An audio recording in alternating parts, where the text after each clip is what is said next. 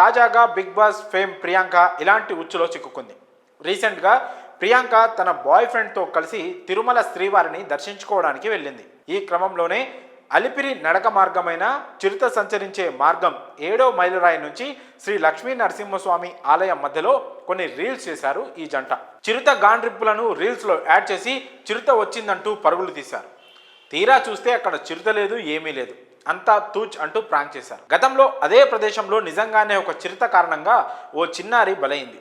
అలాంటి విషయం మీదే ఇలాంటి ప్రాంక్స్ చేయడంతో నెటిజన్లు మండిపడుతున్నారు.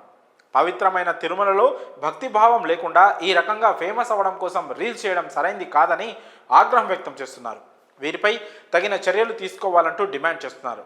పవిత్రమైన తిరుమల తిరుపతి కొండపై ఇలాంటి పిచ్చి పిచ్చి వేషాలు వేస్తే క్రిమినల్ చర్యలకు కూడా వెనుకాడబోమని వార్నింగ్ ఇచ్చింది. ఈ క్రమంలోనే ప్రియాంకపై కూడా కేసు నమోదు చేస్తామని చెప్పింది.